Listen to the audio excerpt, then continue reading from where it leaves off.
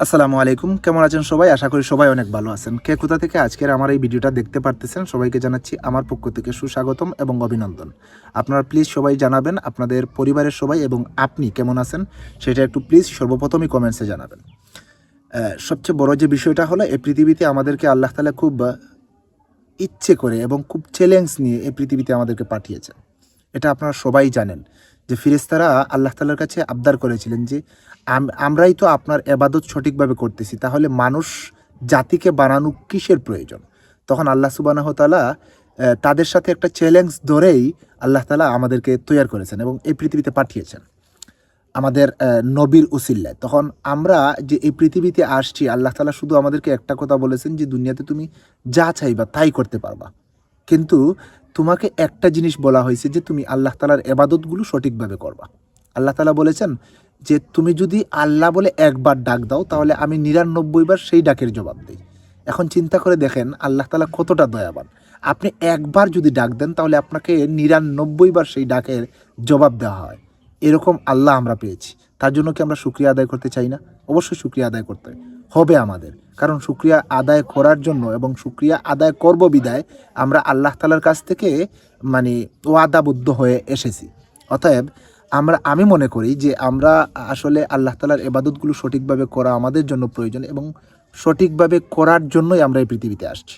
অতএব আমি সবসময় বলি যে আপনি ৬০ বছর অথবা ৭০ বছরের জিন্দেগির পিছনে না ছুটাছুটি করে, যেখানে মৃত্যুর পর আপনার আর কোনো মরণ নেই, সেই জায়গাটা নিয়ে আপনি একটু চিন্তা করেন।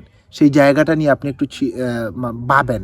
সেই জায়গাটা নিয়ে আপনি একটু চিন্তা করে খুঁজে বের করুন যে আপনার জন্য এই পৃথিবীটাই পারফেক্ট নাকি মৃত্যুর পর ওই ইহকালটা পারফেক্ট। সেটা চিন্তা ভাবনা করার জন্য আল্লাহ তাআলা আপনাকে মাথা দিয়েছেন, মগজ দিয়েছেন এবং আপনি লেখাপড়া করে আপনি অনেক কিছু মাথাতে ঢুকিয়েছেন।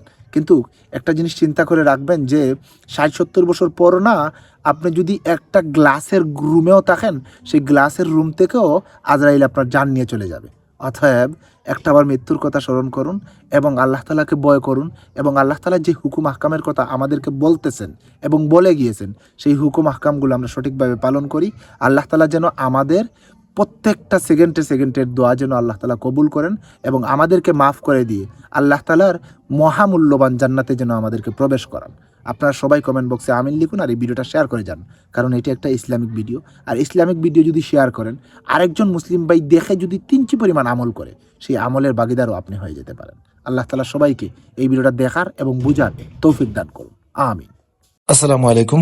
আজকে ভিন্ন ধরনের একটা ভিডিও নিয়ে আপনাদের মধ্যে চলে আসলাম। বাসা থেকে বেরিয়েই আপনারা দেখতে পারতেছেন আমার হাতে একটা দা। সেই দা নিয়ে আমাদের পাশেই একটা কলা গাছের কলাচুরি পেকে গেছে। সেই কলাচুরিটা কাটার জন্য আমি গেলাম।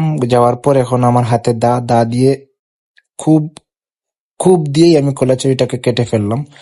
আসলে বাসার পাশেই একদম ফ্রেশ গাছের কলা খেতে কারা ভালোবাসেন তারা প্লিজ একটু কমেন্টসে বলবেন। আর কলাচুরিটার সাইজটা দেখুন এবং কলার সাইজটা দেখুন। আপনাদের কাছে কেমন লাগলো কমেন্টে জানাতে ভুল করবেন।